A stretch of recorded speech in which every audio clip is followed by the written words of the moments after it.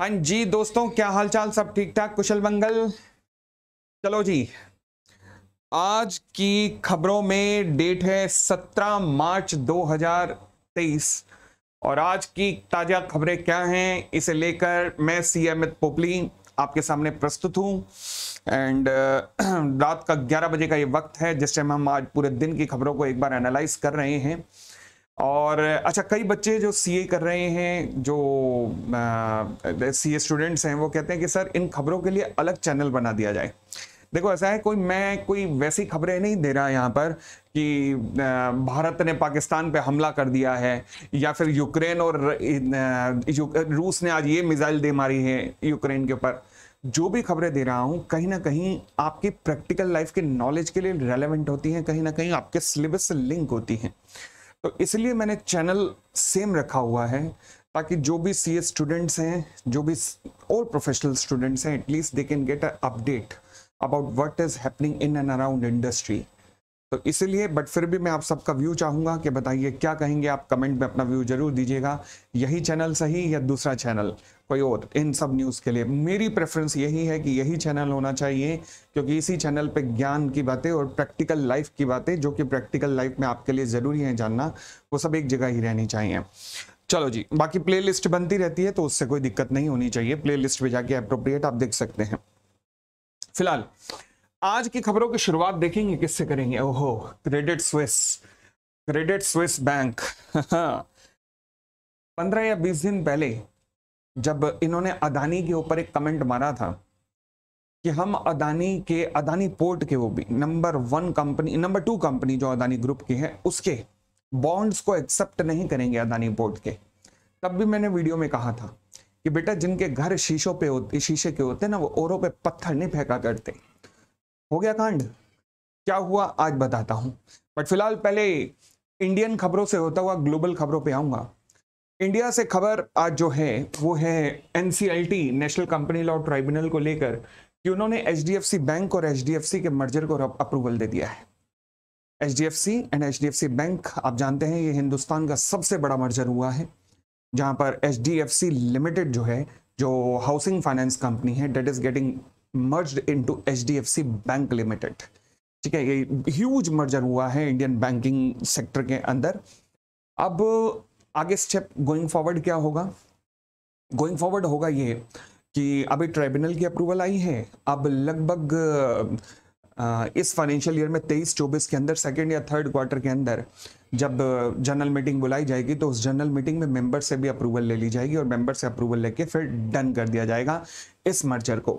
सवाल उठा, सर इस मर्जर के होने से किसको क्या फायदा हुआ है? देखो, एचडीएफसी बैंक, सवाल उठा, ये तो बहुत बड़ी कंपनी बन जाएगी, बहुत बड़ी कंपनी बन जाएगी। हाँ, बहुत बड़ी कंपनी तो बन जाएगी, कैपिटल इनफ्लो भी बहुत ज्यादा हो जाएगा, मगर ह्यूज कैपिटल इनफ्लो होने के बावजूद जो रिटर्न जो है ना, रिटर्न वो तो एक लिमिटेड रिटर्न है, तो वो रिटर्न जो है हाई नहीं रहेगी, वो स्टेगनेंट हो जाएगी, जिसके कारण एचडीएफसी बैंक लिमिटेड के शेयर्स झूम नहीं रहे, नाच नहीं रहे। क्यों? क्योंकि कैपिटल इनफ्लो तो बढ़ गया, बैंक बहुत बड़ा बन गया, बट जितना बड़ा आपके पास कैपिटल है उतनी ज्यादा उस कैपिटल पे रिटर्न भी तो इसी प्रोपोर्शन में आनी चाहिए। अगर मैं 1000 रुपए पर 600 रुपए कमा रहा हूं और अब मेरे पास 1 लाख रुपए, उसमें भी मैं 600 ही कमा रहा हूं, तो फिर तो रिटर्न बेकार होगी ना। इस फियर के वजह से, इस कारण की वजह से एचडीएफसी बैंक लिमिटेड, जो हिंदुस्तान का सबसे बेहतरीन बैंक है प्राइवेट सेक्टर में, वो अपना एडवांटेज खो रहा है, जिस वजह से उसके शेयर्स का प्राइस, अगर आप देखेंगे पिछले, अगर मैं इनफैक्ट कहूं 6 महीनों के अंदर भी, जब ये मर्जर की न्यूज आई थी तो ये 1700 को टच किया था, बट उसके बाद से 1500 से 1600 की रेंज में घूम रहा है, लगभग 1500 से 1600, इनफैक्ट 1450 से 1600 की रेंज में घूम रहा है। अब इसमें जब तक कोई पॉजिटिव इन्फ्यूजन नहीं होगा, जो कि एक्सपेक्टेड है आरबीआई के एंगल से, शायद आरबीआई इस बैंक को कुछ सहूलियतें दे सकता है, कुछ एग्जम्पशंस दे सकता है, जो गोइंग फॉरवर्ड हम डिस्कशन करेंगे, जिसका बेनिफिट इस बैंक को हो सकता है। अदरवाइज बैंक अभी फियर फैक्टर के कारण, क्योंकि कोई रिटर्न में ऐसा कोई जंप नहीं आने वाला, तो जिस वजह से ये स्टेगनेंट है। बट आज की डेट में भी नो डाउट बेस्ट बैंक है इंडिया का प्राइवेट सेक्टर का। चलिए, तो ये था, मर्जर अप्रूव हो गया एनसीएलटी का, अब शेयर होल्डर्स का अप्रूवल मिलना है। दूसरी खबर टाटा बिस्लरी को लेकर है। टाटा बिस्लरी, टाटा कंज्यूमर, सॉरी टाटा बिस्लरी कह रहा हूँ, Tata consumer products. Tata consumer products को लेकर ये खबर थी कि अभी कुछ टाइम पहले खबर आई थी जहां बिस्लरी के चेयरमैन रमेश चौहान ने कहा था कि हम टाटा कंज्यूमर प्रोडक्ट को अपनी कंपनी बेच रहे हैं 70 बिलियन रुपीस में, यानी कि 848 मिलियन डॉलर्स के अंदर। आज टाटा ने मना कर दिया है कि ये डील नहीं हो रही है क्योंकि कंपनी बहुत ज्यादा वैल्यूएशन मांग रही है। कौन? बिस्लरी। तो बिस्लरी का इतना ज़्यादा वैल्यूएशन मतलब अपना एंटिसिपेट करने के कारण टाटा इस डील से पीछे हो गया है। तो ये जो मर्जर था टाटा कंज्यूमर का और बिस्लरी का, ये अब रिफ्यूज हो गया है, रिजेक्ट हो गया है। चलिए, तो ये बड़ी दो न्यूज़ थी आज के हमारे कॉर्पोरेट सेक्टर से। अब हम आते हैं क्रेडिट स्विस पर। सवाल उठा, क्या बैंक डूब गया है? नहीं, अभी डूबा नहीं है, डूबा नहीं है, मगर हालात आप देख सकते हो। ये शेयर प्राइस कहां से कहां, कैसे कैसे अभी लाइव चल रहा है, कैसे कैसे चल रहा है। आज भी 7% ये डाउन है। हुआ क्या है? कई सारे फैक्टर्स जो काफी टाइम से इकट्ठे हो रहे थे, आज इकट्ठे होके एक साथ टूटे हैं, बट आज और कल में। कैसे? फॉर एग्जाम्पल, बैंक के साथ हमेशा से इशू तो रहा है इंटरनल कंट्रोल को लेकर। इनफैक्ट उसके जो ऑडिटर है PwC, उन्होंने भी अपने रिपोर्ट में कहा है कि बैंक के इंटरनल कंट्रोल के बहुत ही सीवियर इश्यूज हैं, मिसमैनेजमेंट ऑफ फंड्स हैं। अच्छा जी, दूसरी बात, और रीजन क्या है इसके बैंक के इस तरीके से फॉल होने के? हालांकि यूरोपियन गवर्नमेंट, यूरोपियन जो सेंट्रल बैंक है, वो इसे बचाने के लिए दौड़े आए हैं और उन्होंने कहा है कि नहीं नहीं, हम इसे डूबने नहीं देंगे। अब ये डूबने से बचाने के लिए क्या करेंगे? क्योंकि जो कंपनी का सबसे बड़े इन्वेस्टर्स में से एक है अरब बैंक, जो 10% होल्ड करते हैं इसके शेयर्स, उन्होंने मना कर दिया कि मैं तो 1 रुपया अब इसमें डालूंगा नहीं। तो इसका मतलब अब ये क्या करेंगे? ये यूरो छापेंगे, यूरो की छपाई होगी इस बैंक को बचाने के लिए, ताकि बैंक अगर जो डिफॉल्ट कर रहा है तो बैंक को कवर दिया जा सके कि ले भाई यूरो पकड़। अब यूरो छाप के आप मैं कह सकता हूं टेम्परेरी बेसिस पे तो बैंक को बचा लेंगे, बट लॉन्ग टर्म में अपनी पूरी इकोनॉमी को इन्फ्लेशन में ले जाएंगे। ये टेम्परेरी इलाज है, मगर ज़्यादा फर्क करने वाला नहीं है। बट फिलहाल चलो जी, अब हुआ क्या? बैंक के इस तरीके से गिरने के क्या क्या रीजन है? एक तो इंटरनल कंट्रोल मैंने बताया, इन्वेस्टर्स पैसे देने को तैयार नहीं है। नेक्स्ट, ये बैंक ना यूरोप का नंबर 1 बैंक हुआ करता था। किस टाइम पे? जिस वक्त ब्लैक मनी चलती थी। आप सुनते होंगे इंडिया के इतने लोगों का पैसा स्विस बैंकों में जमा है। तो जो हम कहते थे ना स्विस बैंकों में जमा है, वो स्विस बैंक ये था। सबसे बड़ा स्विस बैंक यही था जहां पे पैसा जमा होता था। पर जैसे जैसे over a period of time money laundering के कानून सख्त बनते गए, देश के बाहर पैसा भेजना नामुमकिन हो गया। खासकर जब से 2014 की ये सरकार आई है, उसके बाद से, तब से इस बैंक की रोजी रोटी जो है उस पर लात लगनी थी। फिर और बाकी देशों में भी यही प्रॉब्लम थी। यूएस के लोग भी, इन्वेस्टर्स, वो हमसे कम है क्या? वो भी ऐसे ही स्विस बैंकों में जमा करते थे, क्योंकि स्विट्जरलैंड का एक कानून था कि हमारे बैंकों में जो भी जमा करेगा हम उसकी डिटेल किसी को शेयर नहीं करेंगे। बट स्विट्जरलैंड को अपने इन कानूनों को चेंज करना पड़ा मनी लॉन्ड्रिंग के नियमों के मुताबिक, क्योंकि अदरवाइज तो पूरे वर्ल्ड में इसे ब्लैकलिस्ट कर दिया जाता। तो इन्हें मनी लॉन्ड्रिंग के कानूनों को मानना पड़ा, इंफॉर्मेशन शेयर करनी पड़ी, जिसके कारण अब क्या हुआ, लोगों का स्विस बैंक से जो भरोसा था कि हमारी इंफॉर्मेशन शेयर नहीं करेंगे, वो टूट गया।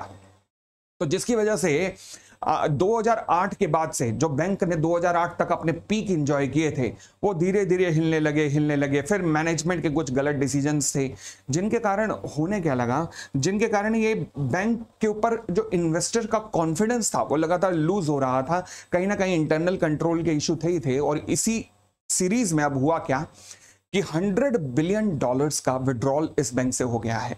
$100 बिलियन। जब ये ह्यूज विड्रॉल हुआ है, बैंक में पैसा इन्फ्यूज करने को कोई तैयार नहीं है, तो बैंक की माली हालत इतनी बिगड़ चुकी है, इतनी ज्यादा बिगड़ चुकी है कि अब जो यूरोपियन गवर्नमेंट है, यूरोप या स्विस का सेंट्रल बैंक है, उसे कहीं ना कहीं से बचाने के लिए आना पड़ रहा है। अब हालात जैसे आप देख रहे होगे आजकल, जैसे बैंक जो है 2008 में पत्तों की तरह गिरते थे ना, आजकल भी यही हो रहा है। और मैं ये नहीं कहूंगा कि हालात सही हो जाएंगे, क्योंकि आज हमारी शेयर मार्केट बेशक 700 या 800 सॉरी 700 200 या 300 पॉइंट बड़ी है, परंतु कोई बहुत अच्छी खबरें आने नहीं वाली ग्लोबल इकोनॉमी से गोइंग फॉरवर्ड मैं कह सकता हूं 6 से 8 महीने में। अब क्योंकि हमारी इकोनॉमी उनसे प्रभावित होती है, क्योंकि हमारी कंपनियों ने एडीआर और जीडीआर वहां पर इशू किए हुए हैं। जब एडीआर और जीडीआर की वैल्यू पिटती है तो उसका इंपैक्ट यहां पर नजर आता है, क्योंकि हमारा आईटी सेक्टर के तो सारे ही लगभग एडीआर वहां पे जीडीआर इशू हैं, तो जिसका इंपैक्ट एडीआर जीडीआर पिटने पर यहां पे भी नजर आता है और इनके शेयर भी गिरते हैं। तो इसलिए आईटी सेक्टर 6 से 8 महीने में, अगला आप देखेंगे अगले 6 से 8 महीने में तो रिसेशन में रहेगा, जिसका इंपैक्ट बैंकों के भी ऊपर भी नजर आएगा अगले 6 से 8 महीने तक। और यूरोप और अमेरिका में हालात सुधर जाए मुझे ऐसा लगता भी नहीं है 6 से 8 महीने तक। अच्छा, ऐसा क्यों? क्योंकि अब क्या हुआ कि जिस तरीके से ये बैंक डूब रहे हैं, चाहे सिलिकॉन वैली हो, चाहे क्रेडिट स्विस पे जो संकट हो, इसके कारण हो क्या रहा है कि इन्वेस्टर घबरा के छोटे छोटे बैंकों से पैसा विड्रॉ कर रहे हैं, और छोटा नहीं, बहुत ह्यूज विड्रॉ हो रहा है। और ये विड्रॉ करके बड़े बैंकों में जैसे जेपी मॉर्गन में पैसा जमा हो रहा है। जेपी मॉर्गन में around $18 billion in a day जमा हुआ है। पिछले 1-2 दिन में लगातार एवरेज $18 बिलियन अ डे है शायद की इनकी जेपी मॉर्गन की। अब इसका इंपैक्ट समझो, छोटे बैंकों से विड्रॉ हुआ, छोटे बैंक गए, बड़े बैंक से विड्रॉ हुआ, $18 बिलियन आया। अब सवाल उठा, इंटरेस्ट रेट इतने हाई है कि वो लोन देने किसको जाए, तो इनका पैसा वॉल्ट में पड़ा हुआ है। वो वॉल्ट में पड़ा हुआ है, सोचो मैंने मार्केट से पैसा उठा रखा है, जिसपे मैं 1-1.5% भी शायद ब्याज दे रहा हूं, मगर उस पैसे को मैं कहीं लगा नहीं पा रहा, मेरे पास वैसे ही पड़ा हुआ है, तो मैं 1-2% वैसे ही नेगेटिव जा रहा हूं। तो बड़े बैंक भी अभी नहीं तो थोड़े टाइम बाद फट सकते हैं। छोटे बैंकों का हाल खराब है। एक रिपोर्ट के मुताबिक लगभग 200 बैंक लाइन में लगे हैं डूबने की, यूएस के 200 बैंक्स। तो हालात अगले 6 से 8 महीने वर्ल्ड इकोनॉमी के लिए बहुत ही गंभीर हैं। अब सर हमें क्या करना चाहिए? अब तो हमारे इंडियन सिनेरियो में बताओ। देखो, इंडियन इन्वेस्टर्स को केवल इस टाइम वेट एंड वॉच की सिचुएशन में ही रहना चाहिए। आप पूरे संसार में सबसे बेहतरीन इकोनॉमी के अंदर बैठे हैं इस टाइम। इस वक्त पैनिक सेलिंग बिल्कुल नहीं होनी चाहिए। इस वक्त पैनिक सेलिंग नहीं होगी। इनफैक्ट जब आपको लगे कि मार्केट 300, 400, 500, 700 पॉइंट गिर गई, मुझे तो लगता है थोड़ा उठा के डाल दो। ये सबसे बेस्ट टाइम है, क्योंकि ये जो 8 महीने बिता गया, उसके बाद जब इकोनॉमी रिवाइवल पे आएगी, तो ये जो 8 महीने बिता गया, तो उसके बाद वो अच्छी खासी पोजीशन में होगा। तो एज एन इंडियन इन्वेस्टर्स आप सेलिंग तो बिल्कुल मत करिएगा, बैठे रहिए, अपनी पोजीशन को मेंटेन रखिए, या फिर जब आपको लगे कि मार्केट डाउन है तो उसमें थोड़ा सा एंट्री कर लीजिएगा। ये मेरा एनालिसिस कहता है, बस ये कोई इन्वेस्टमेंट एडवाइस नहीं है, अगेन मैं कहूं। और ये था हमारी आज की न्यूज का एनालिसिस। बहुत बहुत धन्यवाद। एक रिक्वेस्ट है कि इस यूट्यूब चैनल को ज्यादा से ज्यादा प्रोफेशनल स्टूडेंट्स को शेयर कीजिए, ताकि वो भी नॉलेज अपडेट कर सकें अपनी, और कॉर्पोरेट खबरों को जान सकें, जो कि उनकी प्रोफेशनल लाइफ के लिए भी बहुत ज़्यादा ज़रूरी है। And thanks a lot, tata, bye bye, take care, धन्यवाद।